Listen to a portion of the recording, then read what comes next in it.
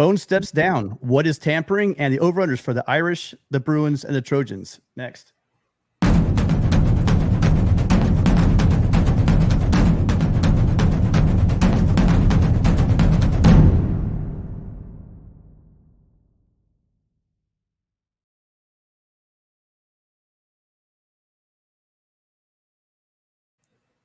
Welcome to a jam-packed episode of Trojan Conquest Live, which started out to be a pretty slow week for the Trojans. It's turned into a power-packed weekend. We got the news late on Friday that Mike Bohn is stepping down, resigning effectively immediately. And we also know that we have two special guests here today. One would be FightOnRusty. You guys might know him as Arrogant Nation on Twitter. And everybody knows our co-host for the post-game shows all week, all season long is Tony Altmar. Guys, how are we doing today? Doing great. Good. Fight on. Hey, welcome, Rusty. Arrogant Nation, love to have you on. Appreciate you. Tony, good to see you, my friend. Good to see you, Rick.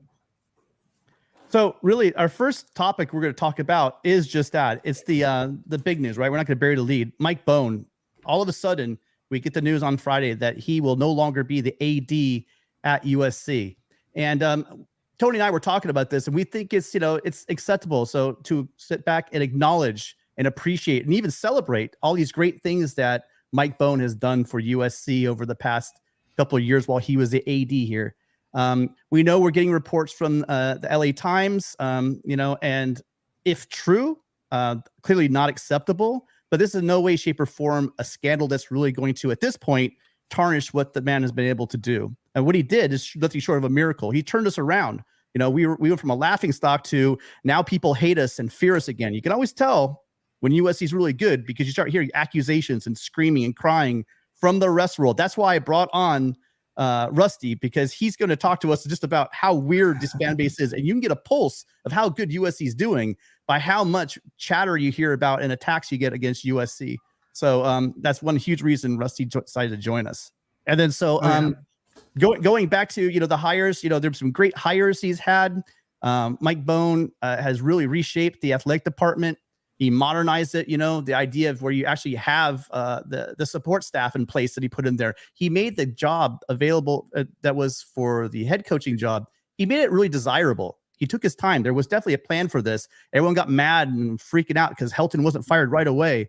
And really, it was the mastermind behind the fact that he was slowly making the job very desirable for a top candidate.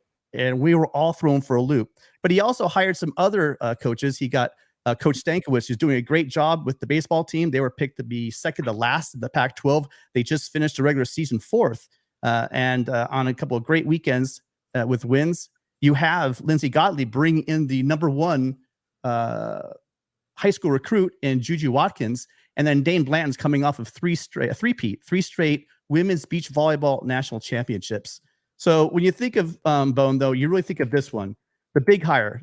Everyone knows where we were, right? Everyone knows when there's big events, the space shuttle disaster. Well, I'm always going to remember where I was when I heard the news that Lincoln Riley was going to be the next head coach at USC. And along with Sosna, he really brought this one home. And this is truly this with the fact that he turned around, parlayed this big hire into getting USC into the Big Ten conference.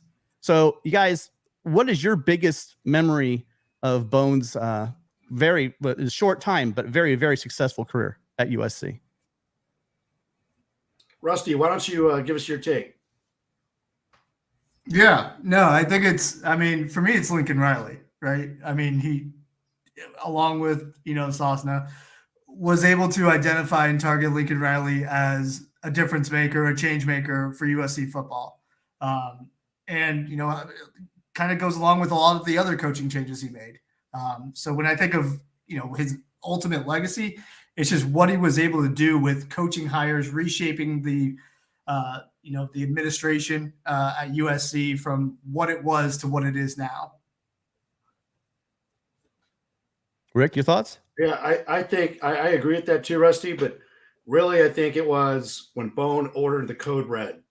He basically dropped the bomb about 11 months ago and notified the Pac-12 that we're out and we're going to the Big Ten.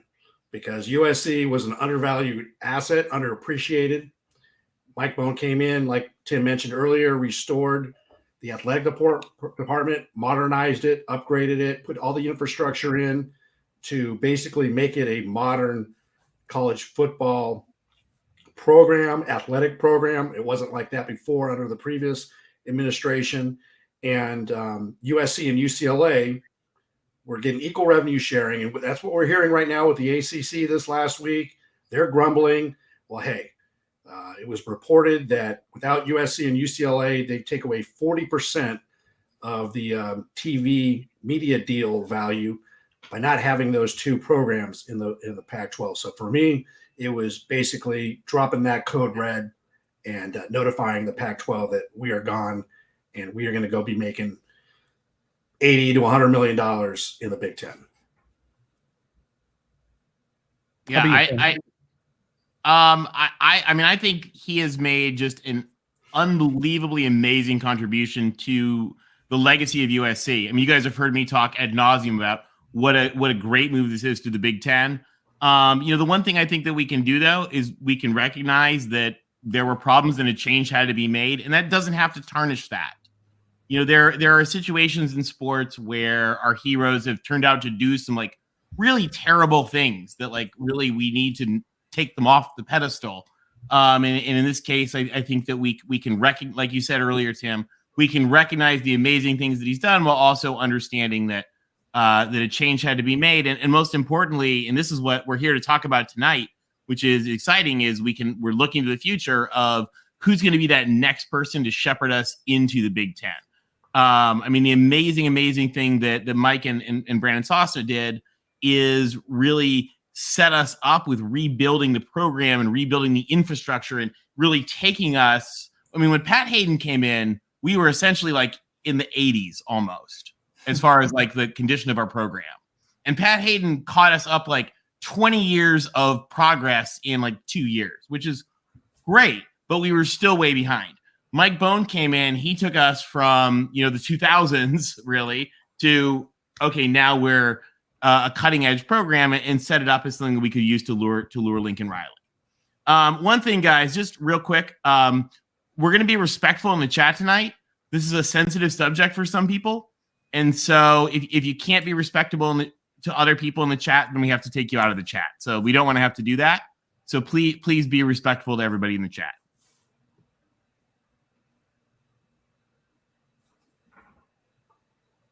Tim, should we move on to the... So go ahead. You have your slides for us, Tony. All right. So we move on to talk about who should be next. So, again, we want to move on from the, sort of unhappy, sad present to really think about the exciting part, which is who should be next. So we put together something tonight and we want to talk to you guys. We want you guys in the chat, you guys in the comments. We want to kind of try to get everybody engaged a little bit. And at the end of the show, we're going to take calls. But we're going to start off with our first 22 calls. So who would we make the first 22 calls to? So we started off and we divided these into 5 groups that I think really reflect how USC likes to hire its leaders. And they are Heisman Trophy winners, random famous people from USC who aren't qualified, people to purely make Oklahoma fans mad, some really old retired people we can bring back, and then some in-house candidates. Is this how we hire? This is Lynn Swan's playbook. Well, I think that actually Max the Lynn Swan and Mike Garrett playbook. Max Nikias is the guy that likes to hire ADs that were famous USC football players. Oh, okay. So we have to hire competent people now. We hire competent people now. Well, let's move on then. Okay. Our real categories actually that we're going to talk about tonight are our 5 real groups. Sorry, guys. USC people would think that was funny. Is what we're going to call make them say no first. Like who are just absolutely some amazing rock stars of the industry that we should try to land. And again, make them say no first. We're talking about a couple of just absolutely great ADs. We're talking about some really top-notch ADs like at the G5 level that maybe need to be moved up. Yeah, John, good point. Good point, John. Talk about some people who are not currently ADs but might be ready to be ADs. And then look at a couple of folks in-house that we think would be really good. So first, and we got kind of 6 examples of this. Make them say no first. You know what? One of the things, this is a world-class job. And just like we did when we went out to get Lincoln Riley, I think we really should think about who really could just absolutely be that home run hire. Who is the Lincoln Riley of ADs? And there were a couple of folks that just came to mind. First one, absolutely one of the most phenomenal Trojans on this planet. Former vice chair of Goldman Sachs, who actually led the replanning of our athletic department already, currently chairman of our board. So if she was willing to leave being chairman of the board, Suzanne Nora Johnson is an amazing, unreal, phenomenal person. Brilliant and just the consummate Trojan. Gene Smith, the Ohio State athletic director. I think he's probably set till retirement, but could we charm him into some LA golf? Our next one, unfortunately, has turned us down on Twitter. Funny enough, she saw this post and was like, guys, I'm good for right now. Amy Trask, the Princess of Darkness from the Raiders.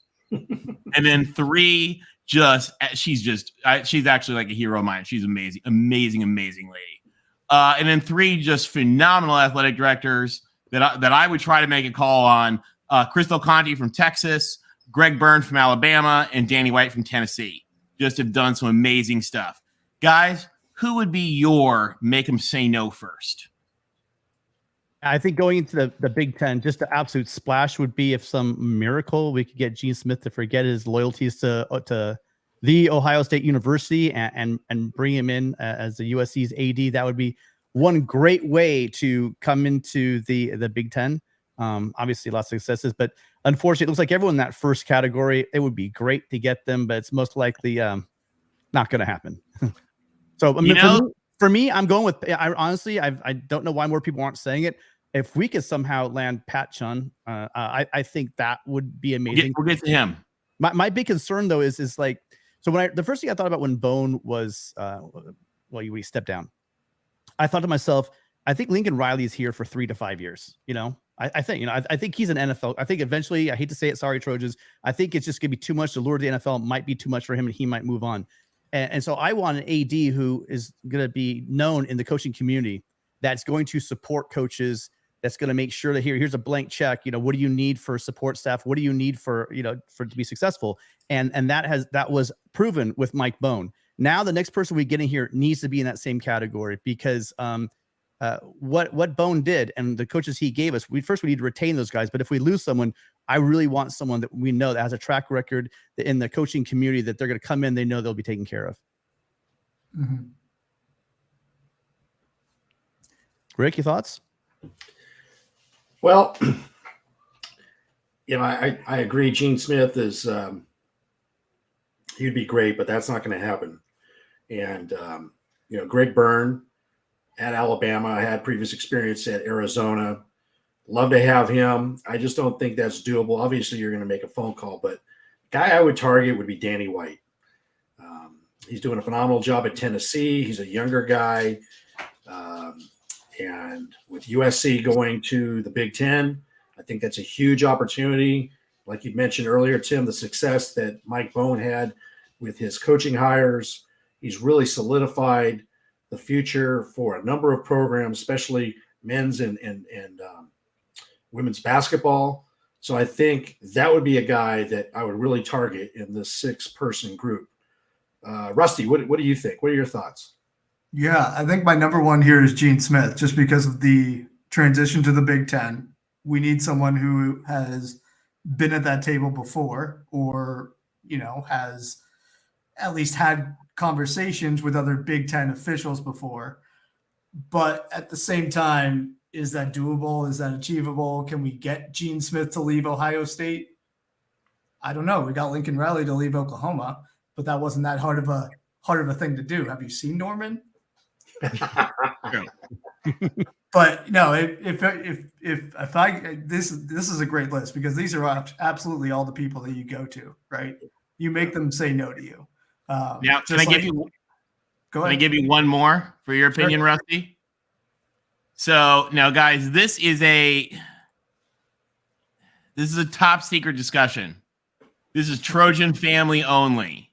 So if you're not Trojan family, you got to put on earmuffs right now. Everybody put on your earmuffs if you're not Trojan family. What if there was a candidate, guys, who was a disciple of Gene Smith, who was gregarious and awesome and had an energy and vision, who intimately knew how to integrate into the Big Ten, who had experience at 2 Power 5 schools, and who might be local to the Los Angeles area?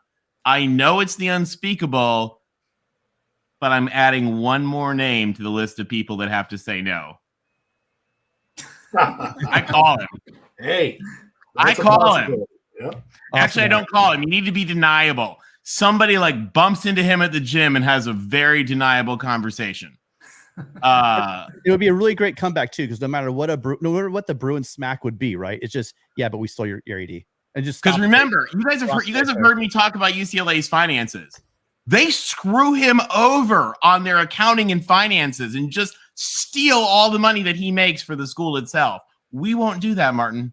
USC will take care of your finances, Martin Jarman. Come to SC. Okay. Everyone else, you can take off your earmuffs. This discussion never happened. Actually, Tony, I think that's a brilliant idea, because if you look at it, who had intimate conversations with Mike Bohn about moving to the Big Ten? Who knows everything about the Big Ten? Exactly. He knows everything about the Big Ten. As you mentioned, he's got previous experience. We could pay him whatever he wants. And it's a phenomenal idea. It's like, you're not really thinking about it, but Martin Jarman is a great possibility. And plus, you know what? We brokered the deal to get to the Big Ten. So basically, UCLA owes us a fee. They haven't paid us a fee yet. They owe us a favor. Hey, we're taking Martin their Jarman, we're going to take Martin Jarman, and we won't charge you a 10% annual fee for our brokerage services. That's right. And you can keep all your money with us. You don't have to send any of it to Cal. There you go. All right. Martin Jarman, if by chance you see that, call Dr. Folt. Call her up. All right, let's move on to our next category, which is something I think is really interesting. And this is one. So I have 4 great examples up here. You could also add Nina King at Duke. You could add Carla Williams at UVA, Mike Alford at Florida State. A lot of great folks. And also a lot of these folks have experience in the MAC. And it's funny, I was actually talking today with an AD from the MAC about how the MAC is like this phenomenal nurturing, growing ground of ADs, including Gene Smith and Heather Lyke and a bunch of other folks. But 4 folks here that I just think would be phenomenal candidates for us to consider. First, and if we hired him tomorrow, it would not surprise me at all. Pat Chun at Washington State has just done an absolute bang-up job. He's also very much a Gene Smith disciple. He's spent time at Michigan State. He was the AD at Florida Atlantic, who really helped turn them around, and he's just done phenomenal stuff at Wazoo. So he's absolutely... And 15 years of the Oregon in Ohio State as well. 15 years in their athletic department at a very high level. Phenomenal guy. Just got recognized, won awards, just really done some great stuff. Heather Lyke at Pitt, another Ohio State person. She fixed up Eastern Michigan, did some really cool stuff there. Now she's at Pitt. We won't hold Narduzzi against her, but she's really turned around Pitt and done some great stuff there. Also, Big Ten experience. Jen Cohen at Washington. I think she would probably recoil at the fact that we've put her on there because she is Miss Washington. She was pen pals with the Dogfather at age 13, but she's just another great AD, great energy, would bring everything we need. Really incredible woman doing a great job at Washington.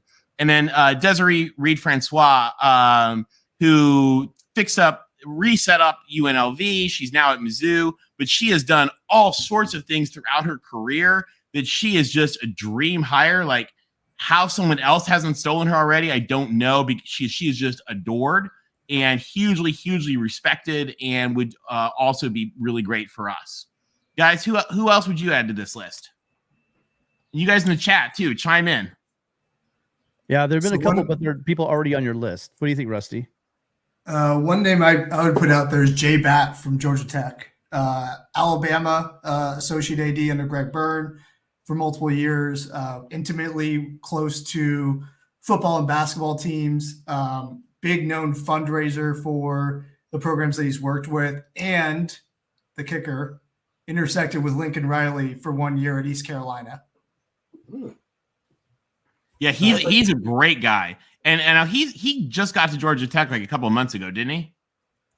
Yeah, he's only got a year in the role. So I mean, we're USC, we're not above. Yeah, we're not above.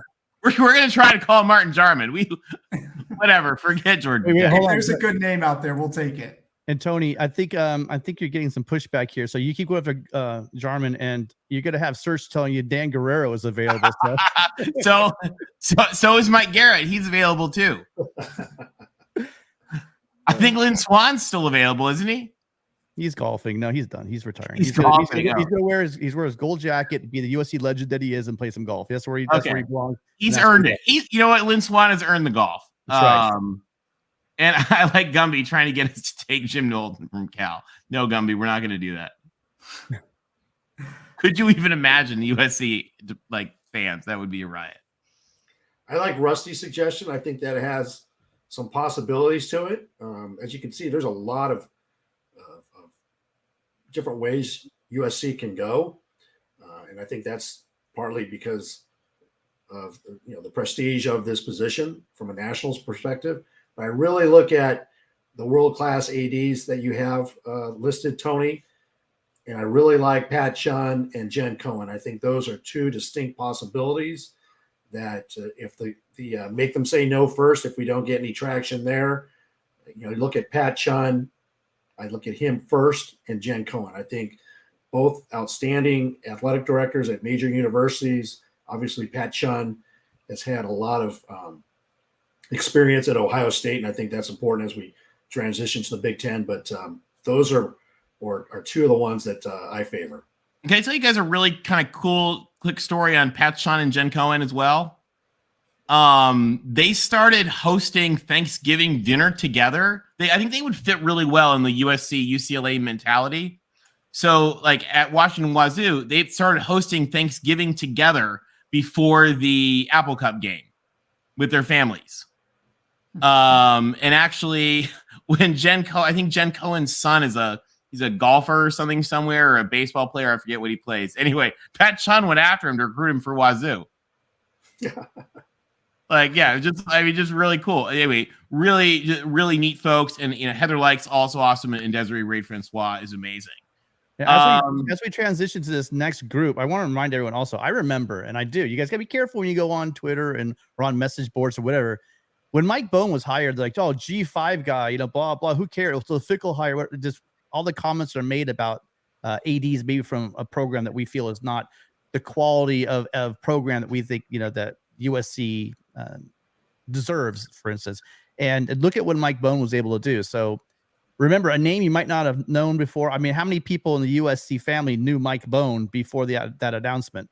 So keep an open mind. A lot of these guys and candidates we're coming up with. Remember, you don't know what these guys or women could do within just a matter of 3-4 years, like Mike Bohn did. Yeah, and the other thing is, these folks that are coming from the G5 schools, you look at what they've done at some of those schools, and it's absolutely amazing.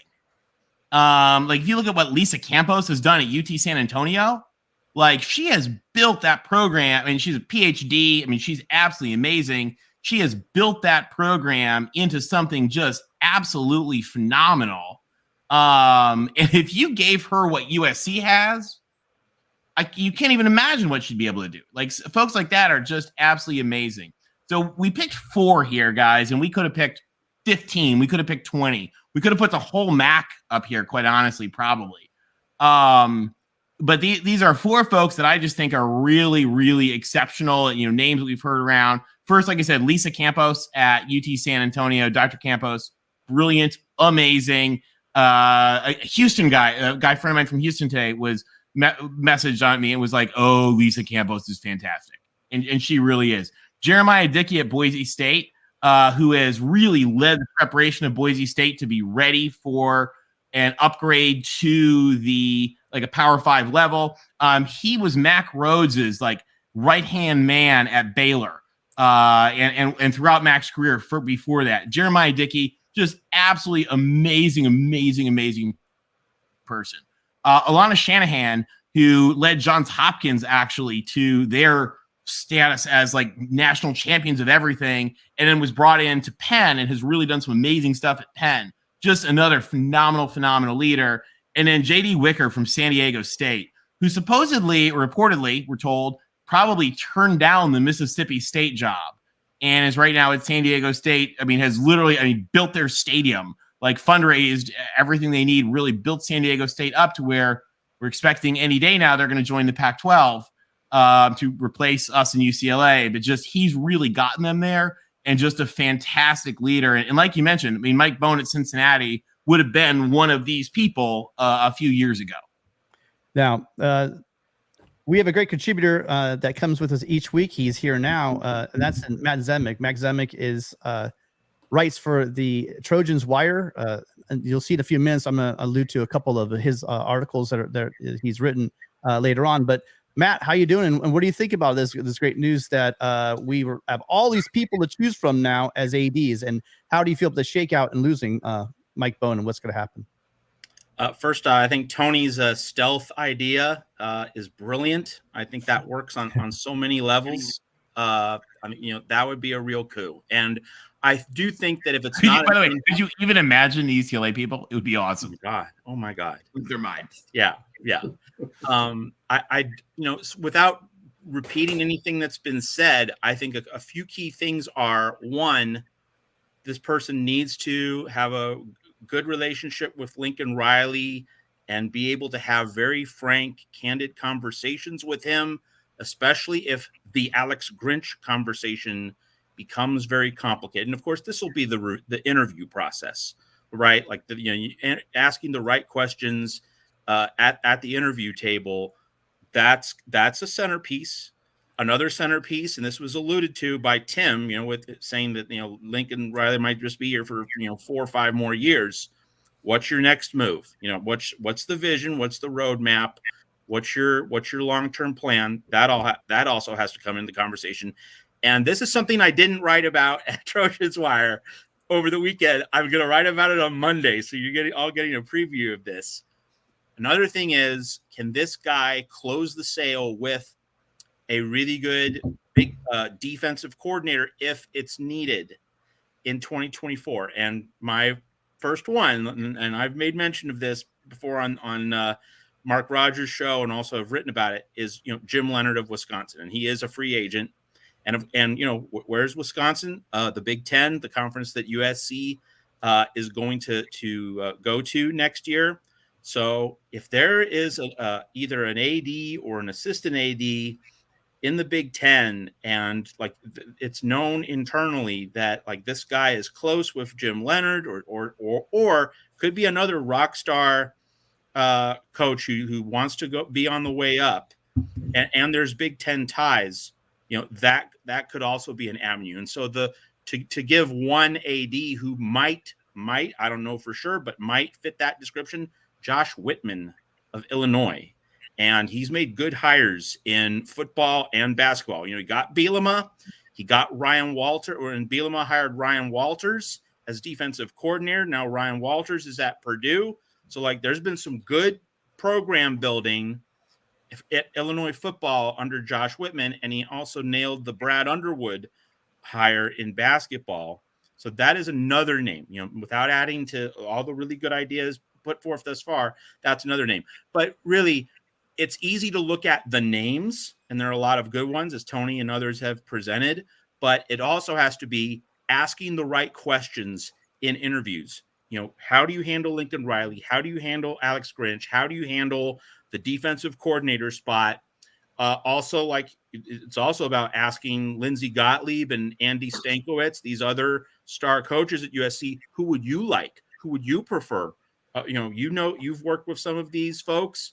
Who would make you comfortable in your continued stewardship of the program, and making sure that you're not bringing aboard someone who might create some friction and might cause one of these rock star coaches to be uncomfortable. That is another part of the interview process that will need to happen. So it's not so much front end, who's the name, it's back end. Once we get you in the interview room, ticking off all these items and do you meet these various qualifications? That's another way to look at all this. For sure. And moving on, I think, Matt, a couple of folks that probably would be really interesting to think about with that are some folks that actually aren't necessarily ADs, but are some seriously heavy hitters that could be ready for that. And we have here 4 folks that are actually like conference commissioner candidates, and one who is a conference commissioner, 2 who are essentially, number 2 the commissioner's offices. But Jennifer Heppel, who was one of the leading candidates to be Big Ten commissioner, she was at the Big Ten for many years. Now she's at the Patriot League, the Patriot League commissioner. Patriot League, by the way, is pretty awesome, guys, if you don't know about it. She would be just a phenomenal leader if she was interested in an AD role. Tiffany Daniels, who is just an absolute rock star at the SEC, somebody I think would be absolutely fantastic if she was at all interested. Karen Brodkin from Fox, who's now at William Morris Endeavor, sort of notorious for some of the Big 12 stuff, but helped broker the Big 10 deal, really understands the media, understands messaging, lives in LA, beloved by people she's worked with, would be somebody to think about. And then Adam Newman, who was Kevin Warren's chief of strategy, who knows us very well, knows the Big 10 better than anybody, lives in New York now. Would he be willing to come to LA? Certainly somebody to consider as the Big Ten's chief of staff. Any of these kind of wacky candidates, guys, that you would think would be worth a shot? I laugh a little at Adam Newman only because he has a known history of just following people on Twitter for about a week. He follows Trojan's Wire. Have you checked recently? I have not, but he's retweeted like an occasional thing or two over time. Yeah, I'm in a group chat with a bunch of people from like Big Ten schools, SEC schools, all across the nation, and we always, anytime Adam Newman drops a follow, everyone sends a screenshot of it to let him know that it's going to be like 3 minutes, 5 minutes before he like gets rid of that thing. He does. He follows people and unfollows them, but he's done a phenomenal job with the Big Ten. Doesn't take away from that at all. Nope. Yeah. And any of these folks, somebody that would be there would be they're mad about Stark. I'll tell you though, Chris here, let's talk about defense. Matt wants to talk about defense. He also hired Gary Patterson to Texas. Getting Gary Patterson to Texas, that's like getting, I don't know, resuscitating Pepper Rogers from the dead and getting him to USC. Well, now that was a hired gun. It was an analyst, and he's already out of there. So you never know. But what he did in that Alabama game is legendary. Yeah, legendary.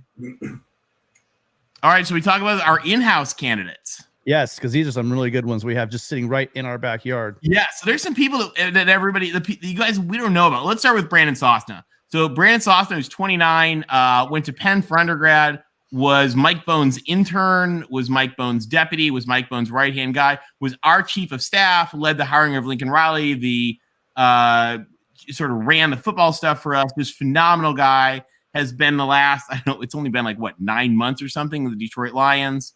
Led us getting into the Big Ten. Very young for the job, but could be up for it.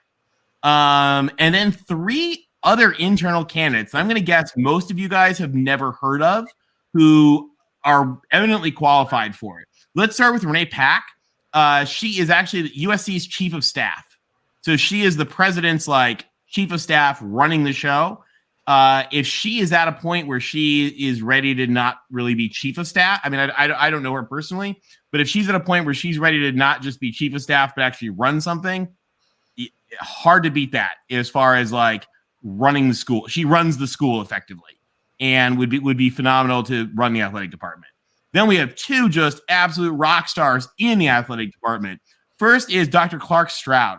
So Dr. Stroud, I think he was the Oklahoma Dean of Students, who Lincoln Riley recruited to be his director of football operations.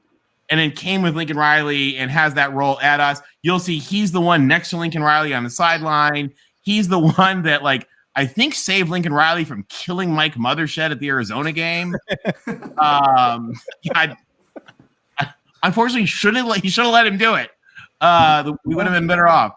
But just absolutely phenomenal guy. I mean, good, qualified to be our dean of students by all means. In fact, when we're hiring a new dean of students, I kind of wondered if he was going to be it. Certainly, would be a candidate for AD, understands fundraising, understands how the school works. And then a guy that a lot of you guys have never heard of, who's just absolutely phenomenal, Ed Stewart. We brought in, he is like our senior guy that runs football for us. He was actually the number 2 at the Big 12. He was like Bob Bowlesby's number 2. Bob Bowlesby was the Stanford AD, Big 12 commissioner. And Ed Stewart was actually a lot of people thought Ed Stewart should have been hired as Big 12 commissioner. And in fact, depending on your view of the Big 12, maybe you still think Ed Stewart should have been hired as Big 12 commissioner. But Ed Stewart is at USC. He is just guy is absolutely eminently qualified to be a conference commissioner, and I think would be a pretty good AD for us, as well as we have other folks. Joyce Bell-Limbrick, who's our senior women's administrator, is fantastic. We have a lot of really fantastic folks, but these 4 just really stood out to me as 4 people in-house Trojans, keep the train moving, who might be really great for us. So for me, okay, so I kind of tipped my hand a little bit when I talked about the fact that I want somebody. So I go to tons of baseball games every year. I'm a huge Trojan baseball fan. I have season tickets to the basketball. I am fully invested in basketball, but my bread is buttered in the football program. So when I'm talking about who our next AD is going to be, of course, all the sports are important here at USC. We have a phenomenal athletic department with phenomenal coaches and teams all the way throughout the university. But this is about a football hire. We hire this AD. If we're really a big boy football program, we do what big boy football programs do.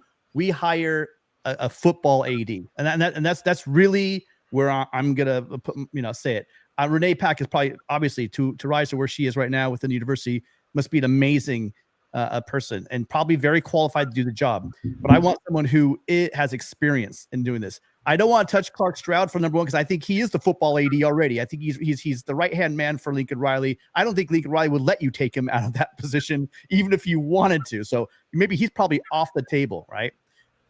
Ed Stewart, you and I talked about him, Tony, months ago when the move happened, and I picked your brain about who he is, why is he there. We talked about him a couple times on the show, and on the show. That's right. And so he would be a phenomenal hire. My only pause is what I just said there. What is his experience hiring coaches? And so he's been at the conference level, and he's truly a highly qualified candidate. But just because you haven't done something doesn't mean you can't be good at it. But I really think that this decision has to be, we need a proven person that's going to lead us to be able to hire and make the right hires. Obviously, you can get someone like a Brandon Sosna, who was very instrumental in getting Lincoln Riley. So you can hire somebody, be a great hire, and delegate, right? Do what you do and then delegate, right? That could be an answer with a Brandon Sosna. I don't know this. He's a wild card to me. You and I talked about this also before the show. His age might be, I'm not being ageist at all, but I mean, his age and his experience might come into factor there. But clearly he's shown that he can go out and get a big fish, right? So I don't know. Rusty, what are you thinking? So here's my conspiracy theory, and it's only because there hasn't been an announcement yet. Ed Stewart seems like a shoo-in to be the athletic director, just based on hire date, based on his background working with the Big 12, based on having experience within the Big 10, being a former associate AD at Michigan State. And Carol Folt has not announced an interim AD. I don't know. Just sounds interesting to me. I feel like there's been a lot of movement already that we haven't seen. And this is a process that Carol went through and 4 years ago. It's not something new. The wants haven't really changed. It's more stability, if anything. So if I'm, putting on my conspiracy theorist hat and putting all the bells and whistles out there, I'm thinking Ed Stewart is likely the next AD. But I see your timeline too. It looks like you're dissecting her words in her letter. A lot of things you just said really just ticked off that letter that she wrote about, you know, the decision to accept the resignation. And it was also kind of weird that, and by the way, guys, I mean, I used to work in the athletic department, but that was a long time ago. So this is not from any inside information of any kind. But I thought it was really weird that they didn't announce a acting AD. And I wondered if that was, you know, kind of like what Notre Dame did when they hired Marcus Freeman, in that they didn't announce because they decided they were just going to make the hire. I don't know. Mm-hmm. I mean, they could come out Monday and announce that Turnkey is going to run a 6-month search, and you know, who knows, whatever. Yeah, Tony. Quick question, Tony. If there's no announcement of an interim or acting AD by such and such a time, do you think that's like a measuring stick or a clue in terms of what's happening, or should this be just treated on its own, like as a unique case? Is there any kind of benchmark? That's really what I'm getting. Oh, we hate the public. We hate the public at USC, and we are not accountable to the public. So you have to, which I love, because I hate the public too. But I say that we're interacting with the public. Sorry, guys. But being USC and the fact that we don't answer to the public, we are a private school. We love to be private. We like to not tell anybody anything just cause, even though like we could. So I would take it with a little grain of salt, just because we are much more like stick in the mud privateness about our privacy as a private school. But at the same time, it would be weird, right? Because I mean, the thing about USC athletics is there's hundreds and hundreds and hundreds of people, and they have to have a boss. So who is their boss? It's somebody. And so I would take that with a grain of salt until we really hear who's been hired as the acting AD. I like Rusty's conspiracy theory idea. I like the idea with Ed Stewart. And if you take a look at it, Tony, you can correct me if I'm wrong, but I believe the end of the year academic calendar is June 30th. Or June 30th. So we're about 5 weeks out. So I think, in my gut estimation, some decision will be made coinciding with the end of the academic year. They may even have the answer now. It might be Ed Stewart. It could be one of the 4 individuals within the USC athletic department now. But I could see that being announced the beginning of the new calendar year. But I like what Rusty has to say, and that's why we're having him on the show. Rusty is if you don't follow him on Twitter and you love USC, then you need to follow him at Rusty. Why don't you go ahead and give everybody your Twitter handle? It's at FightOnRusty. You'll see my dog Cooper as the mascot for the account. And I love it that it's Arrogant Nation, because during the football season we do a post-game show, Rusty, on Mark Rogers, the voice of college football. I was very fortunate to be co-host with Tim and Tony, and I'm a craft beer guy, and so my favorite beer that represents USC is Stone Arrogant Bastard Ale, because hated by few, hated by many, loved by few. And I love the vibe that you have on Twitter, because, brother, we're simpatico. Exactly what you were talking about. I love it, because if you don't know about USC and being hated, then you just don't know. And that's what's beautiful. And that's why, if we can get Martin Jarman, that would be one hell of a coup. Martin, call Dr. Folt. She's in Santa Monica. Just stop by the house. She's in Santa Monica. Stop by the house. Go jogging by the house. Whatever you need to do. He would be obviously Mrs. Johnson and Gene Smith and Amy Trask would be my top 3. But after those 3, Amy Trask, who already personally told me no on Twitter today. Funny enough. But bottom line, there's a lot of great choices out there. And no matter who USC decides to hire, I think the athletic department will be in good hands moving forward. Amen. All right, fight on, boys. Yeah, great stuff. So that's going to wrap up, unless you guys have anything else further, that's going to wrap up our talk with about the replacements for Mike Bohn. Anyone else want to add anything? No, I think we got it covered. All right. So then our next topic, as we move on, we're moving into this guy.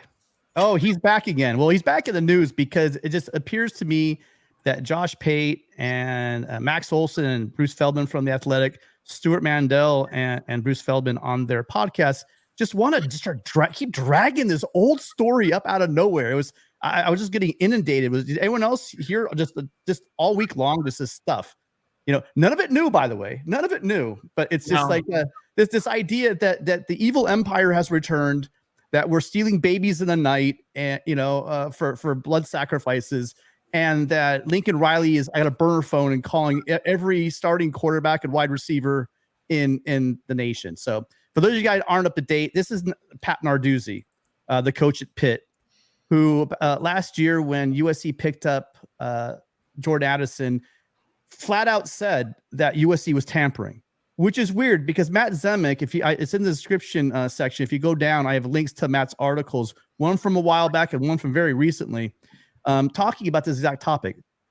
What they don't talk about is what Josh Pate and what Feldman and Mandel and Olson all left out is the fact that the year before at Pitt, there was this young quarterback who's come back for one more year named Kenny Pickett. And there were lots of people going, hey, let's get Kenny Pickett in here. And instantly, that guy's a great quarterback, and we can really revitalize. One of those schools was Notre Dame. And they made a run at him. Now, Pat decides to say, he says things like, well, there were third party and channels and blah. All of a sudden, he's educated on how this works. And that's exactly how it works. You have to remember, these kids, they play on 7-on-7. They go to all-star games. They play in, for instance, Caleb Williams and Addison were from the same DMV area. And so all these kids know each other, right? They just do. And so what do? Kids talk. And, recently with Marshawn Lloyd, who USC got just recently from South Carolina, it was truly a phone call, another DMV guy. You have your Heisman winning quarterback, call him up on the phone and say, hey, man, why don't you come over here? We'll win a national championship, and then we'll go to the NFL together. Marshawn Lloyd, hey, that sounds good. See, this is how this stuff happens. Now, is there some side conversations? Probably, right? There's a lot going on. But why is it always everyone pointing at USC? That's my question to the panel. Why do you think that we are such a lightning ride? And why do you think that Narduzzi goes from saying, well, in the back channels, and, I know it wasn't Kelly, but, blah, blah. Then he goes right after Lincoln Riley. Anybody got ideas? Because they love to hate us. Yeah. Rusty, you on the same page? They're afraid of us. That is 100% it. Especially Narduzzi, who, for whatever reason, with the Jordan Addison thing, did not call out Nick Saban when Alabama got a transfer from Pitt. Did not call out any other school when they took a Pitt transfer. But when USC is going after Jordan Addison, who doesn't want to play for a former USC quarterback because of what he showed the year that he was at USC, coming off an injury, albeit, he has to yell and scream and kick about USC, USC, USC. And I think that's really just what goes on in his head, is just a constant victory bell. They know what's coming. Hell is coming. That's what's coming. Does he say anything about Hugh Freeze at Auburn, who's got 20 players in the transfer portal? Does he say anything about Deion Sanders, who's got probably like 45 players and counting? That's not tampering. He talks about Louis Vuitton luggage. Come on now, Pat. It's ridiculous. And Rusty hit it on the head. They know what's coming. They know what USC is when we are rolling and what our ceiling is.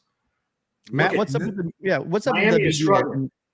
What's up with Miami is struggling. They're another team that's hated. And but they can't get their car into second gear right now. And look at Texas. They have Sark. Enough said.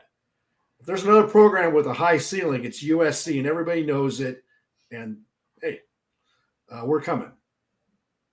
So, Matt, what's your idea? What's with the media constantly drudging up this story? I mean, I know yours was in response to other people, but I mean, why does this story just keep coming up?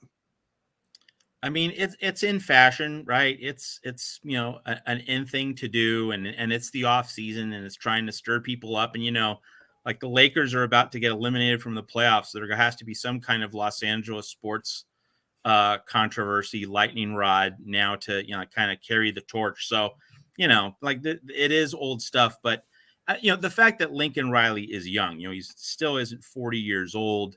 I mean, that's uniquely threatening. I mean, beyond USC specific hate, it's also a lot of this is Lincoln Riley, because he is a lightning rod, not in terms of what he says, but like, what he did, but by going to USC, well, it shocked a lot of people. And when you're shocked, you get caught emotionally off balance, or at least it's possible for that to happen. And of course, Lincoln Riley's so good, that he naturally will come across as being threatening. And, I've seen in the chat from some folks, did Pat Narduzzi accuse Brian Kelly of tampering at Notre Dame? No, he didn't. He did not. And that's precisely what I wrote about at Trojans Wire a year ago. That's the article that Tim cited.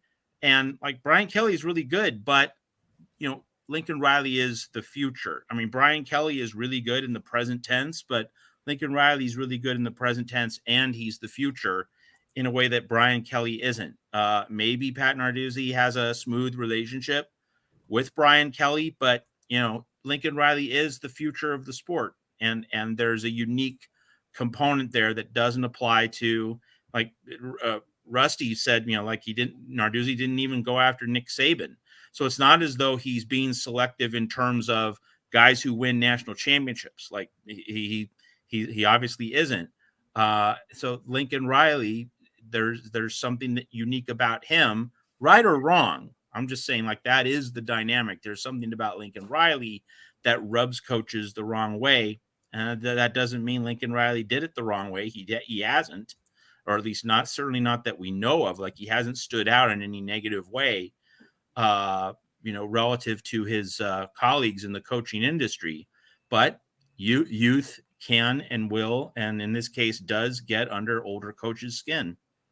Yeah, and it's not lost on me the fact that Lincoln Riley's bringing in massive numbers to restructure and revitalize the roster, but there's also that same Brian Kelly doing the same thing at LSU, doing a great job pulling in transfers by the handful, and yet again, crickets on him. A great point. Brings us into this, our last topic of the night. So DraftKings came out with their over-unders. I've been hearing a lot of people do it, so I thought it'd be fun just for us to hit a couple of teams since we had a little time. 3 teams on the board today. It's going to be USC, UCLA, and Notre Dame. USC at 9.5, UCLA 8.5, and Notre Dame at 9.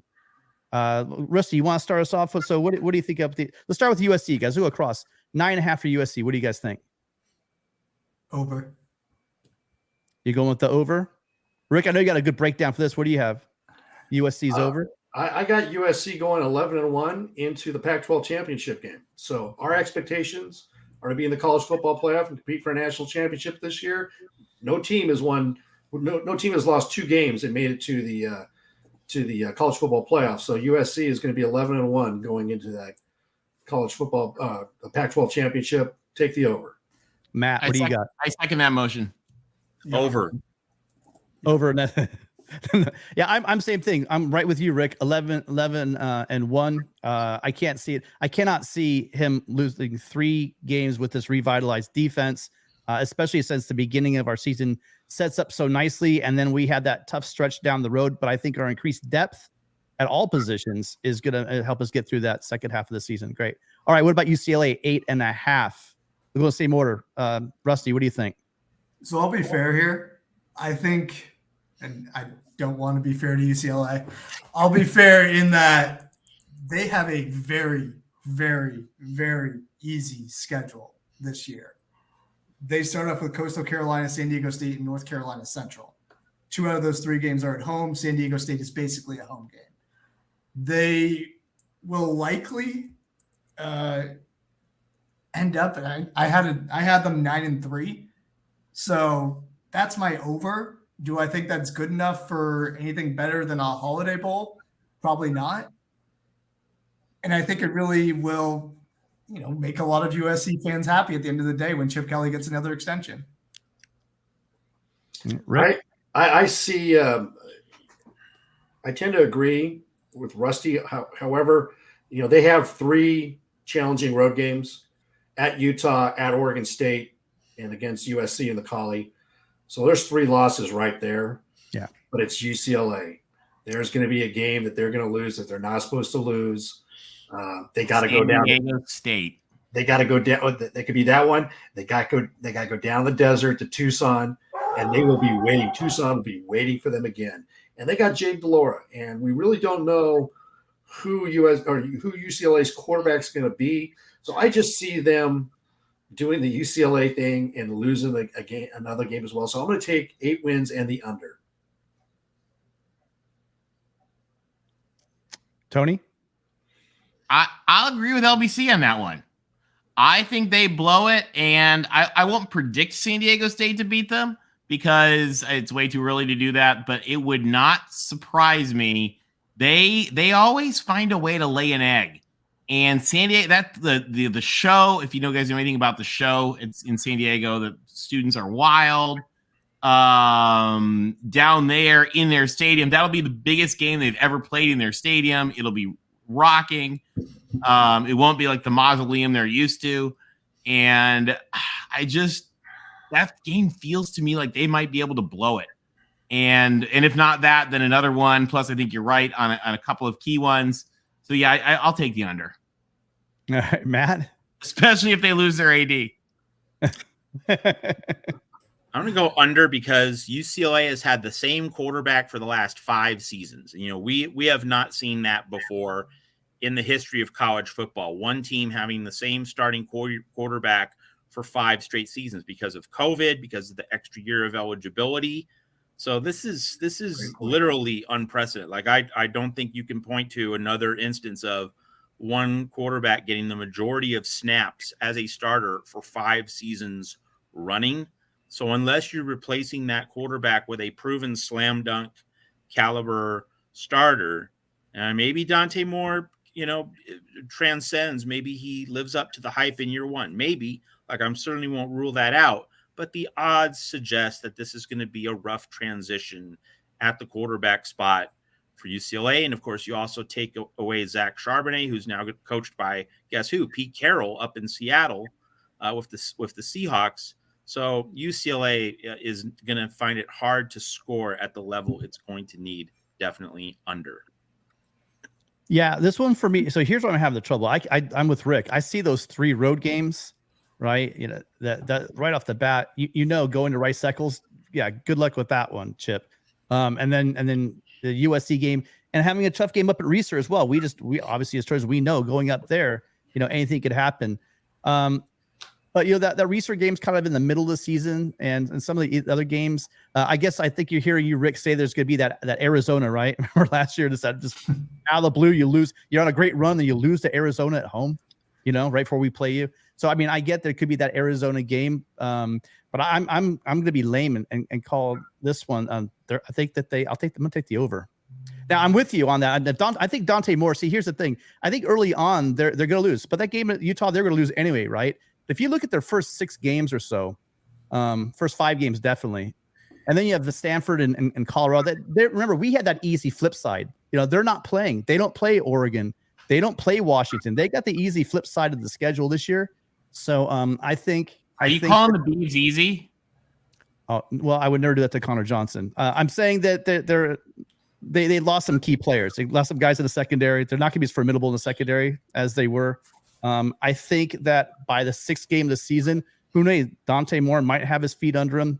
Chip Kelly. Listen, we always count him out, but that guy can come up with game plans. You know what I mean? So most of the season, most of the games are playing it pretty weak, but when Chip needs to, Chip he can scheme. I hate to say it hurts to say, but I think they eke out the over. So I'm gonna be the contrarian in this one. Notre Dame. Reeser's gonna eat him alive. Notre Dame. What do you think, Rusty?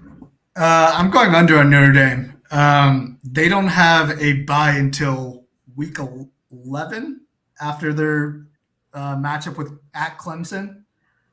So they are going to go 10 straight weeks playing Ohio State, USC, Clemson, and in between going to Duke, who Duke looks really good based on their play last year. Their young quarterback is very good, and at Louisville. So I don't think there's a way that Notre Dame sniffs 9 wins next year. Yeah, that's some good points there. They host Ohio State. They're going to host USC at Clemson. You mentioned the Duke game. I can see them losing 3 games. I think they're going to be, they have Sam Hartman. He's a Heisman caliber quarterback. He's playing for his draft spot in the NFL coming up, the draft. But you have a new offensive coordinator. There's a lot of variables there. It's a new, you lose your tight end. They do have a solid, offensive line and running game. I just see them, losing 3 or 4 games. And so I'm also going to take the under. Matt, what do you got? Oh, sorry, Tony. I'm taking the under. I mean, the thing about Notre Dame, I never know quite what to make of them, right? But I look at their schedule. I mean, remember, guys, this is a team that lost to Marshall and Stanford last year. And yeah, they're a little better. How their quarterback ended up at Alabama, take the under on Alabama. But, looking at their schedule right now, I mean, they got a lot of easy wins, but they probably blow one.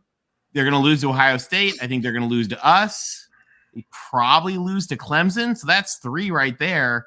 And then I think they drop another. I don't know who it is. I don't know if it's Louisville. I don't know if it's Pitt. I don't know if it's Wake. I mean, that could be Stanford again. Probably not. They're terrible.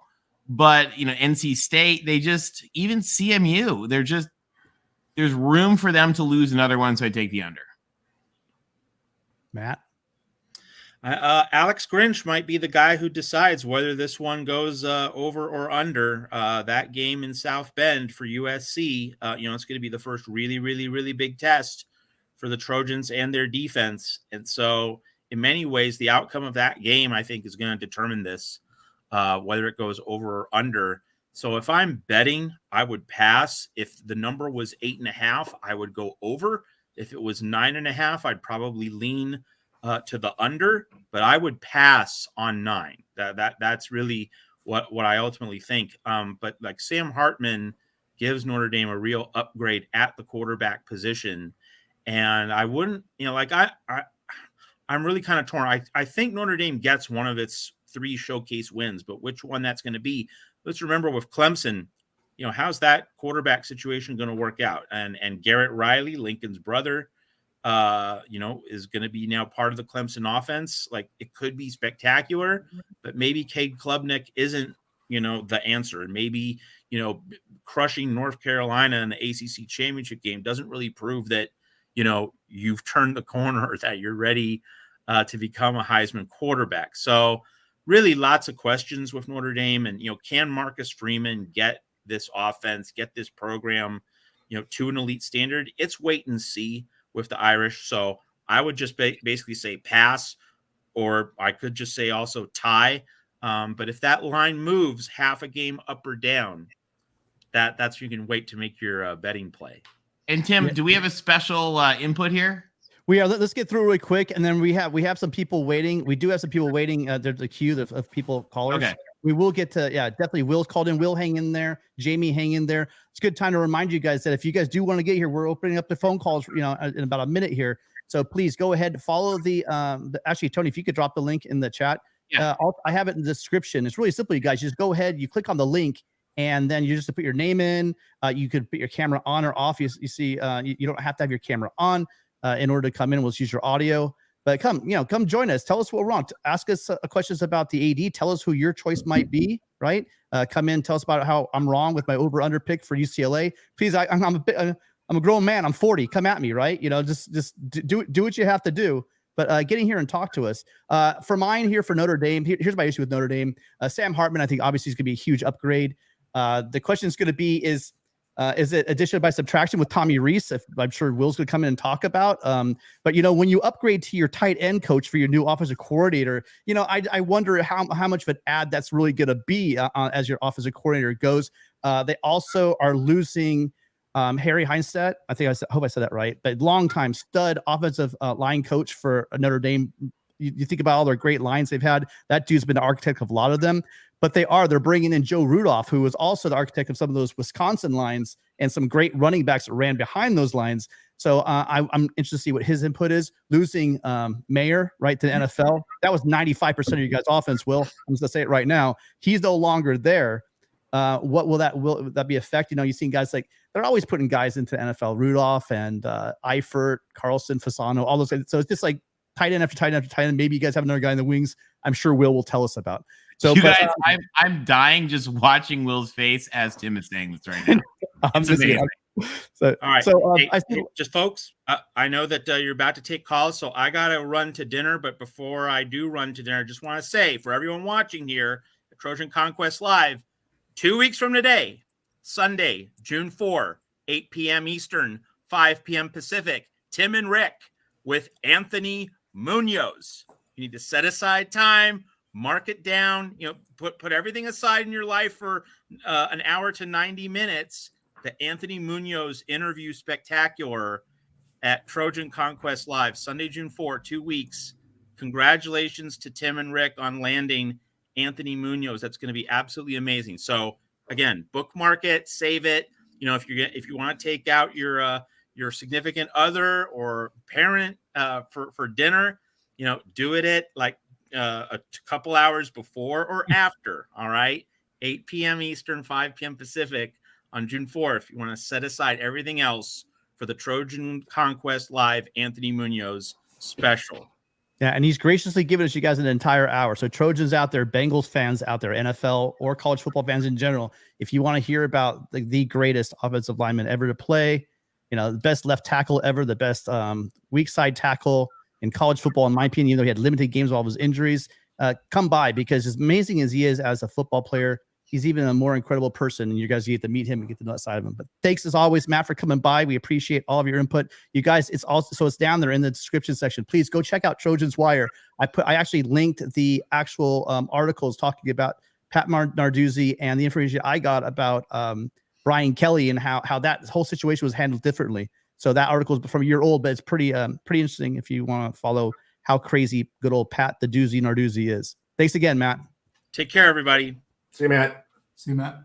So I'm chicken. I'm going to go with the push because I see a loss to Ohio State for sure. I definitely think that they're going to lose going down to Memorial Stadium. They're going to lose to Clemson. I just think they get together with Riley's son, Riley's brother. I think that they're going to win that game.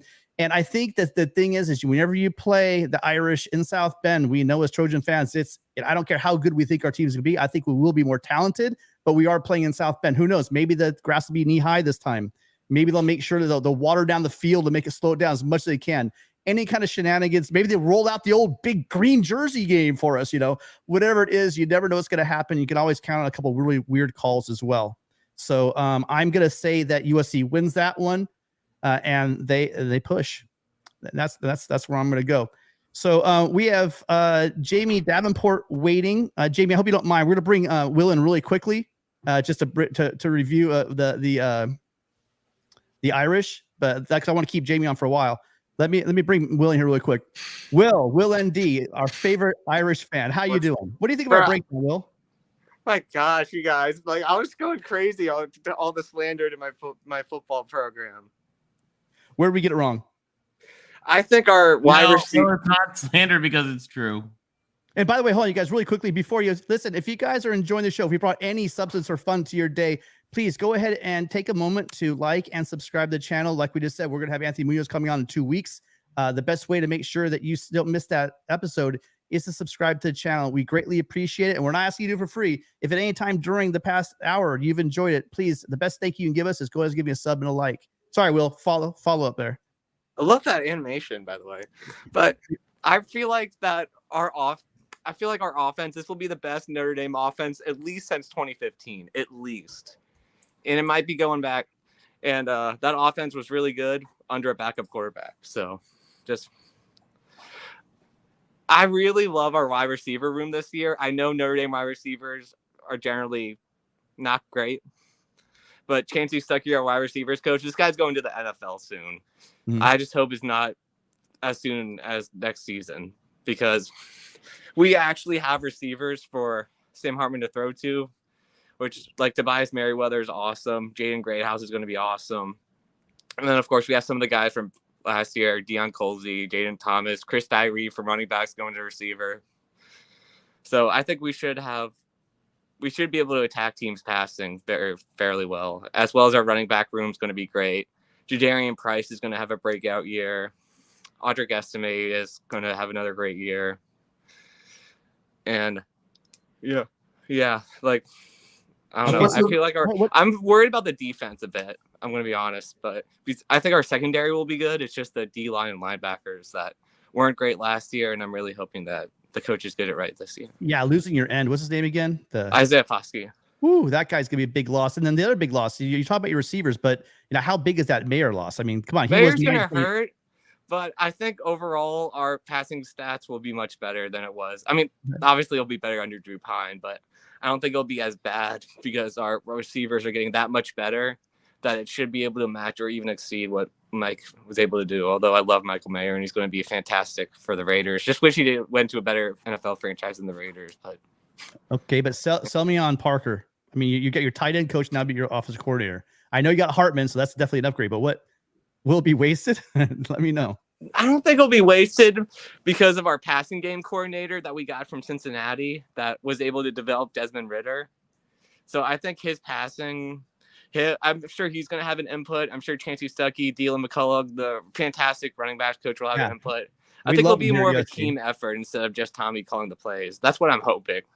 Yeah, McCullough is an awesome. We know him as a running back coach. He is great. Mm-hmm. Guys, any questions for Will? Rusty? Any comments? By the way, Rusty, what in general? What's your take on the? Now we know Will's a great Notre Dame fan. How about the smack of the Irish? Do you get a lot of pushback from them? No, not really. Which is kind of surprising. I feel like there's like some mutual respect. Yeah. Between Notre Dame and USC. For sure. I mean, like, I would call them our one true rival. I don't think UCLA really has much to bring up when it comes to rivalries, especially in football. So there's a lot of mutual respect between Notre Dame and us.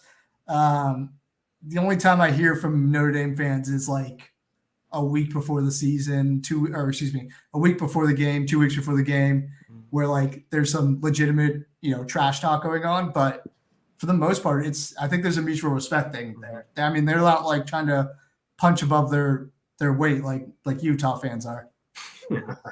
I also think our secondary is going to be awesome too, but I know Trojan receivers are probably going to still rack up some yards, but I think it'll be contained a bit compared to last year because one of our corners was hurt.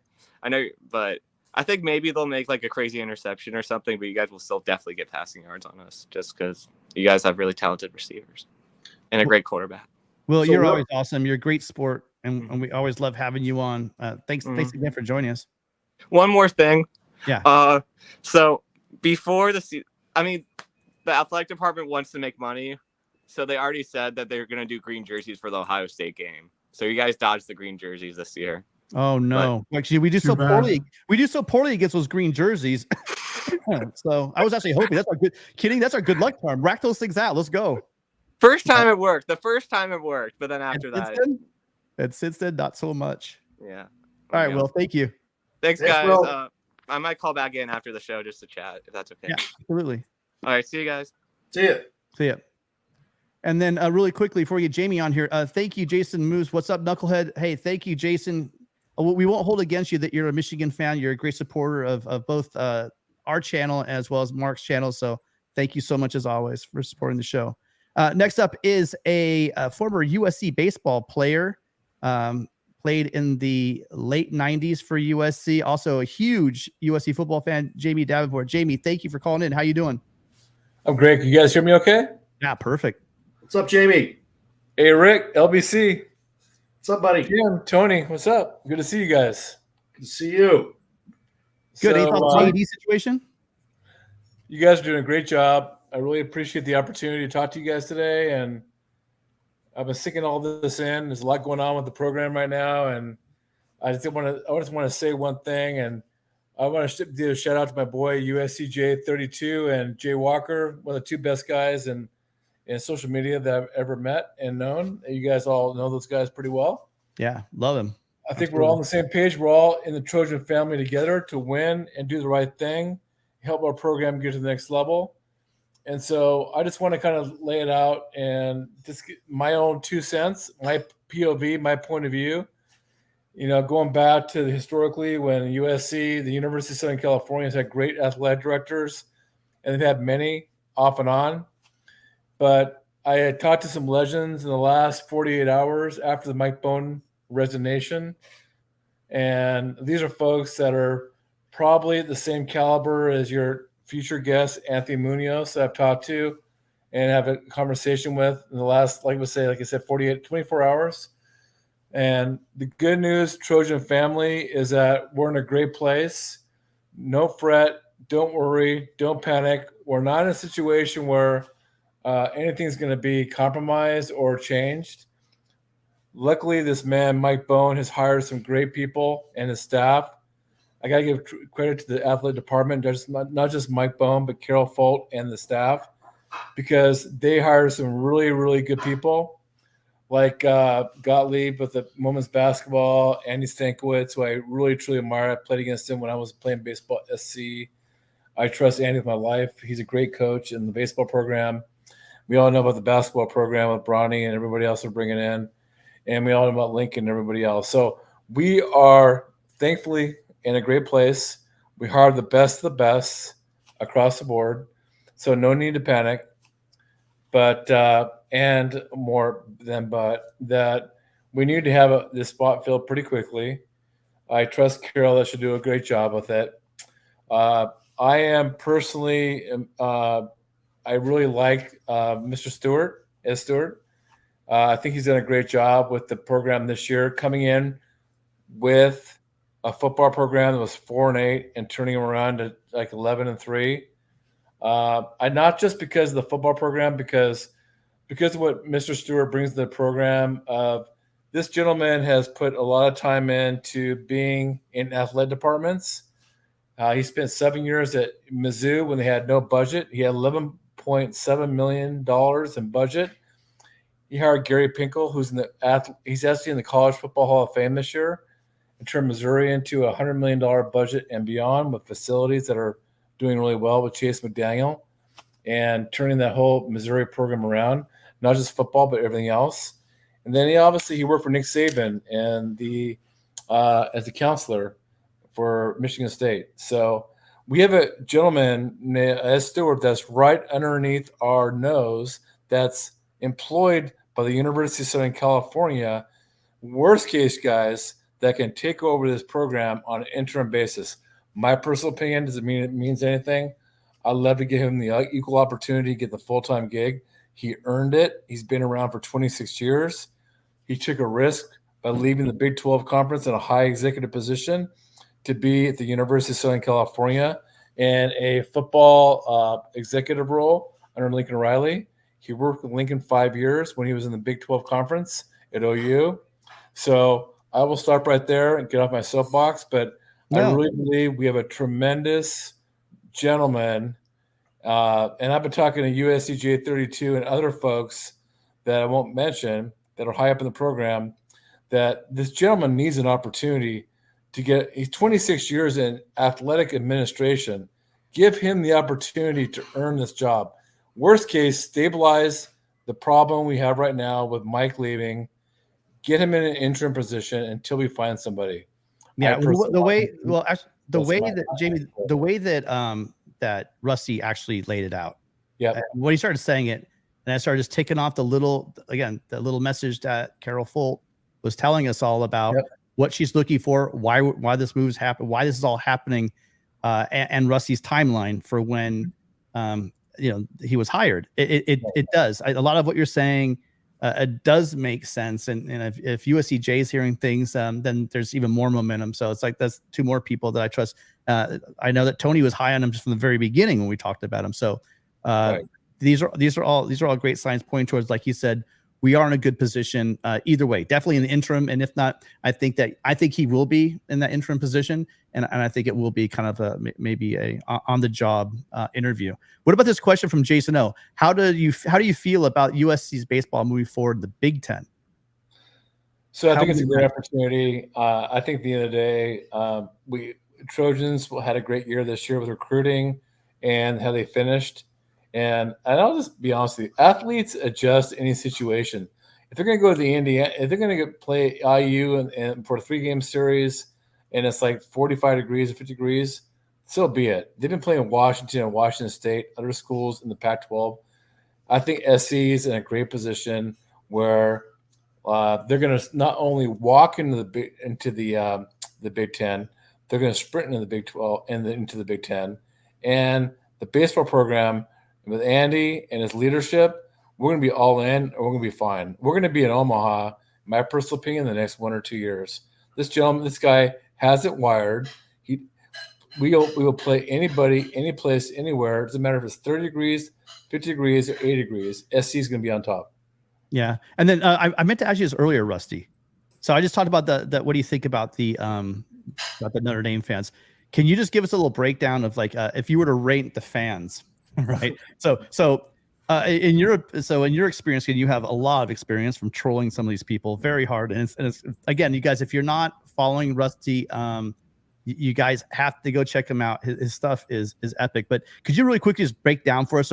So if you had to say like what's the most odious? Like what people are really, as far as fans go, who are the ones that are just the most like vicious and just bizarre and out of their mind, and in a bad way? We all know fans are all crazy, right? Which ones are the ones that really just start talking, just go off the chain and become ridiculous when they talk to you? So I guess I'll go doing it, I guess, in a poor way, which is Oklahoma, which should come as no surprise to anyone. I don't know what they put in the water there. Mad.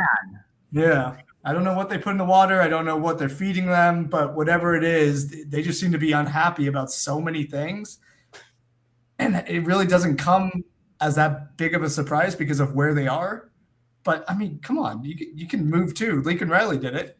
On the other side of things, I think those that are like extremely egregious, say things just to say things, talk just to talk, but aren't doing it maliciously, Oregon fans. And, you kind of have to feel for them a little bit. No championships, nothing to hang their hat on, 1 Heisman, stepping stone school, a big 0 is pretty much all they are known for. But they're not doing it maliciously. You got to feel bad for them. They live in a beautiful place up in Oregon, and it's exciting times for them with Dan Lanning, who should leave them in the next year or 2. So it's a really cool thing for them. So I'm really excited for them. And then special shout out to Utah fans, just because they are. I don't know. You're awesome. The 2 Rows Twitter handle crew up in Utah, they're there's not one that I have actually liked, which is kind of rare. At least I like one person from at least each fan group, but there is not a single good Utah fan out there that isn't just batshit out of their mind. Oh, Pig Bus is awesome. I got to introduce you. Pig Bus is awesome. Elon Musk is awesome. They have some good people. Yeah. We got to get you to meet Larry. Larry is and Larry. Yeah, you got to meet Larry. Larry's great. I'm open for intros because it's really low hanging fruit to be a good Utah fan these days. I know I've had the same thing. I actually didn't believe there were good Oregon fans, but I was able through doing these shows to meet a couple of really good Oregon fans. They aren't endangered species, but they do exist. It's kind of like Sasquatch, right? You just got to look. If you look long enough, you'll find 1 or 2 that'll kind of stumble past the camera. You can see they're actually not dragging their knuckles. So it does happen. And can we have a moment? I'll tell you an awesome fan base. Beavs have their moments too. We have a couple good ones on our show, but I've had my run-ins with Beaver fans who think they're winning the next national championship. They're not bad. They're just a bit irrational thumbs. Is that a better way to sum up some of the fan bases? But what fan base doesn't have irrational fans? It's very true. What do you think about the Huskies? I think they're the best fan base in the Pac-12 outside of us. They're the most like us. Yeah, I mean they understand success. They're good educationally. They have a brain that can draw logical conclusions usually. So yeah, they're definitely the most like us. I have plenty of Washington fans that I like, enjoy, follow, retweet all the time. I think they're one of the best fan bases out there, to be honest. Well, speaking of great fans, I have another great fan here, and I think I know why he's calling in. It might be a Greg Byrne, not Greg Byrne, a Byrne call. Sorry. And I'm just going to jump in here. I'm going to have to head out. I appreciate on, you guys Rusty. having me on. Fight on. Yeah, Would love to be on again. Thanks, guys. Definitely, Rusty. Thanks, Yeah, Rusty. Thanks for coming on, man. Fight on. You guys hear me on? I think you have somebody joining on. If I interrupt, I apologize. But the UW thing is really important. You guys hear me okay? Yeah. Yeah. Because if you guys ever been to Seattle and went to a UW SC game, it's one of the most special, treasured away games if you have a chance to go. Notre Dame's one of them. Oregon's obviously a different animal. That's one of them. But Stanford, obviously, the Bay Area, the weekender. But going and taking the ferry across the bay and across the river to the game, and that is a loud stadium. Huskies were USC versus Washington is a special deal. And the good thing, and thank goodness this year, they're at home at the Coliseum. This is a special group they have this year. The quarterback's coming back. But in general, sorry to interrupt your podcast, but that's a special road trip. If anybody has not taken it, I would suggest you take it. It's very special. Yeah, absolutely. Got to get up there. I want to get one last time to Cal. That's my goal this year is to get up to Cal. Just one more weekender. So much history with that But rival. Jamie, thank you for calling in, and you got to call in more often. Yeah, we haven't seen you in a couple of weeks. Hopefully you come back soon. Fight on, Jamie. Hey, thanks, Jamie. And then now we have our Alabama expert. We got him coming in. I know you're talking about Greg Byrne. How's it going? Hey, I was waiting for you guys to say how obnoxious us Bama fans are. I was waiting any minute. They're not. We like Bama fans. They're like the us of the South. And I wanted to talk Anthony Munoz. I am very excited to listen to him. Unfortunately, though, he's my third favorite offensive lineman all time. Well, yeah. Listen, I respect you, but you know nobody's perfect. Go ahead and give us the two wrong choices you have. John Hanna was Well, probably the one. first one is John Hanna. There you go. Even though he's a Bama guy, I mean, he is one of the greatest of all time. And my second one is not in the Hall of Fame, and he should be.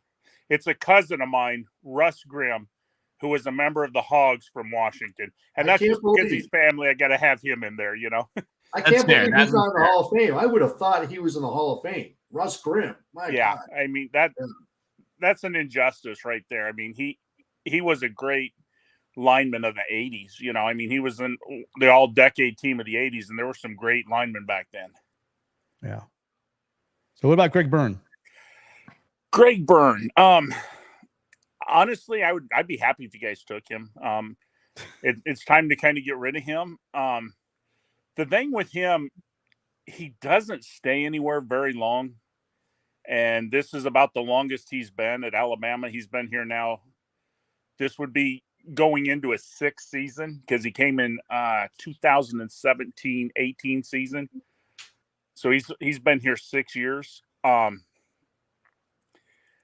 don't know his best hire ever as a coach was when he was at Mississippi State. He hired Dan Mullen, who honestly at Mississippi State, he was a great coach at Mississippi State.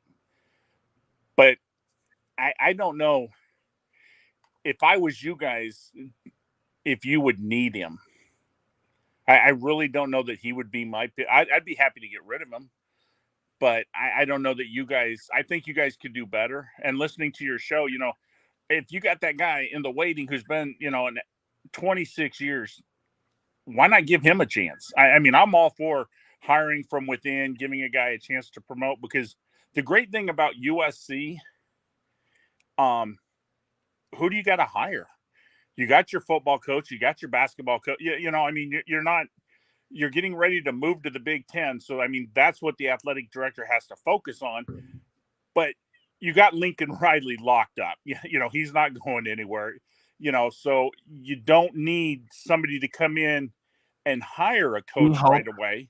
Well, yeah, I mean, we're not exactly Oregon where coaches leave for other colleges, right? Right. But we are USC where coaches leave for the NFL. McKay, Robinson, you know, Carroll. right? And I could really see Lincoln being the next one on there. It's just what SC coaches do. We've been really blessed to have some of the greatest coaches in the history of the sport, but unfortunately, they're so damn good that they start looking. I'm going to go off and win some playoff games and then maybe a Super Bowl. I mean, hasn't everyone since 1957 either left us for the NFL or gotten fired by us? That sounds about right. I can't. I mean, to my knowledge, we've never lost a coach to another college. So yeah, that's got to be right. We never. Not. I don't think ever. Certainly not since World War II. Yeah, like I said, we are not since the 30s. Eugene, right? We don't lose our coaches. Nothing since actually I'm thinking back, at least World War I. We haven't lost to another college. But I think one thing you guys ought to feel comfortable in though is it's kind of a different atmosphere now, a different scene, because Lincoln Riley makes more money than all but 5 NFL coaches. So I mean, he's not going to go there for the money. I mean, Carroll left you guys because he did bad with the Jets and it didn't set right with him. So he wanted to get back into the NFL. I think had he done well in the NFL to begin, I don't think he would have left you guys. Yeah, no, without a doubt. I think that his well, no, he was always going back. So I think with him, he felt he did not have the support of the front office. He did not have the autonomy that he wanted. And he always kind of said he flirted for years. We're waiting for him to go. It wasn't like a last minute thing. He was being wine and dined by Huizenga. There was people going, hey, he loves the beach, going to Miami. He do something like that.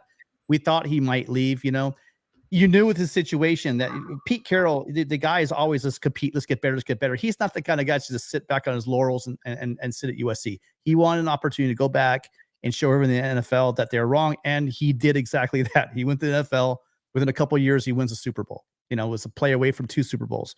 So, I just see that the kind of guy, that type A personality, that super, and the fact that he's so young, you know what I mean? I just see that as an allure for Riley. And that's why I'm hoping we get this pick right. I hope they get the right person for the job that's going to be able to attract the next great USC football head coach. You know what, though? I think maybe your next great USC football coach is already in the family.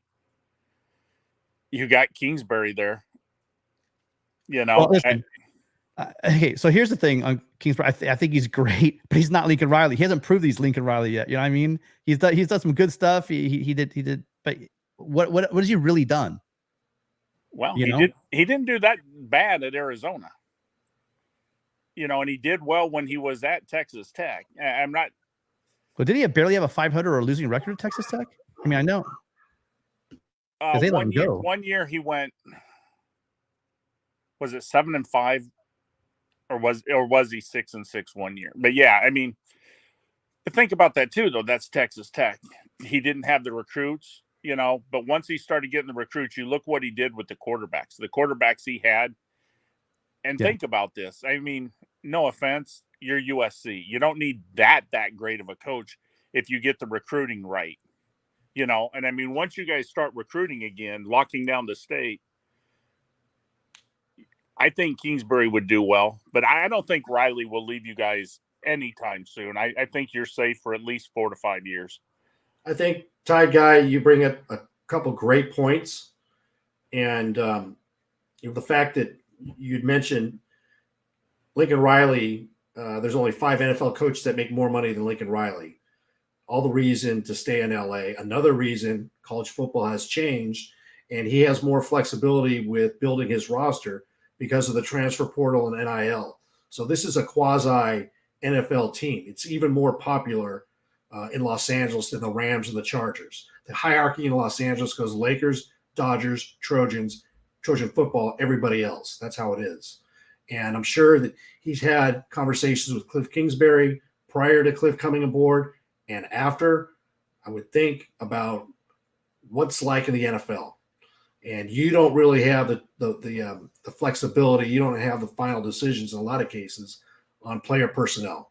They might tell you that, but Pete Carroll waited a number of years for the right opportunity. He was always in play for an NFL job, but he wanted that position that was going to grant him to build his own roster through the draft. And so Lincoln Riley would most likely would be going to a team that's going to need a lot of work, and you don't know who the ownership is. And you look at the ownership with the Arizona Cardinals, not the most stable. So you bring up some good points. Here's Well, what I we got to wanted worry to about, ask Rick. you this, Wait, Jeff and Rick. Here's what's one thing. Here's my terrifying scenario. Right here's what it really is. It's the Rams and the Chargers because Riley has young daughters, right? And so as dads, he's not going to want to go move. He's not going to move. He's happy where he is, and so they're not going to get up and move. When he has built his castle up in Palos Verde Estates, right? You guys have seen that home. What else really do you want in this world? $10 million a year. Paradise for a home, living in Southern California, your kids, your family, I'm assuming, are happy. He says so much that they love it here. The only thing I would worry about is what if the Chargers got a new owner and got serious about football and wanted the right coach? That's your nightmare scenario if you're a Trojan, in my opinion. I don't know Lincoln Riley. I don't know what his aspirations are. This is all pure conjecture. But in my nightmare scenario, that's what goes down, is an LA team has an opening and an owner that's willing to get it done. And that's what would put fear into me for sure. But you guys, you guys have been wonderful, great audience. Thank you so much for being here and for everybody joining us. Please, if you guys have enjoyed the show, if you found any value from watching today, the biggest thank you can give us is just go ahead and drop us a like and a subscribe. That way when we have great guests coming on, like Rusty, like Tony, like Tide Guy, coming in here and sharing their knowledge with you. We appreciate everyone being here. Thank you so much, Jeff, for coming by. I hope you come back and join us again really soon. Hey, thanks for having me, man. All right. And let's not forget Jaime Davenport. Jaime Davenport brought some great information, some background on Ed Stewart that we didn't share, we didn't know. And so Ed Stewart within the USC athletic department, and he was brought on a few months ago with Big 12 conference experience and experience at other schools. That is somebody we got to keep an eye on. I think he would be a great addition if he is named the next AD. I think he should have been their commissioner. So yeah. And so you guys, again, just like Rick said, thank you, Rusty. Thank you, Matt Zemek, Jaime Davenport, all of our callers, WillND, Tide Guy. Thank you guys all for being here. Absolute great show. Tony, you knocked out of the park as always. We know you're coming back. You're not a guest here. You're pretty much family, right? So you're always going good to be back. Right? This was a great episode, guys. I mean, how crazy is it? Friday afternoon, you get the news of like, wow, there goes our show. We got such a news dump too. Like that was the essence of like the DC news dump. Friday, like 5 p.m. Eastern. Wait till they all go home. Just sort of flush it out there. I mean, really quickly, thank you, Bernardino Vega. Thank you so much for becoming a member of our channel. Those of you guys out there want to get exclusive content, right on, Bernardino. You can absolutely get the cuts. If you go on our channel, you take a look there. Matt Zemek and Mark have been doing some teasers. Those are the teasers. They're doing some private content for people that are members of the show. There's 3 options for it. Go ahead and click the member. There's no obligation once you click the member, but it will tell you some of the benefits of coming with that. If you become a member, make sure you go take a look at that as well. Make sure you're subscribing to the channel if you want more guest talk like this. We're going to continue to bring more, you guys. We can't go to it right now, but we have a couple people on the line that would be amazing guests. If you're Trojan, you're really going on here that we are guaranteeing that we are trying to go for the biggest names we can in the Trojan athletic department, as well as the media. John Jackson, JJ, I spoke with him the other day. He's coming back on here very soon to break down some wide receiver stuff with us. So please make sure you're subscribing to the channel if you find any value in what we're talking about. But I think that's going to wrap it up for you guys. Tony, again, thank you. Rick, awesome as always. And we're going to see everybody next week. Everybody fight on. Fight on, guys. Fight on.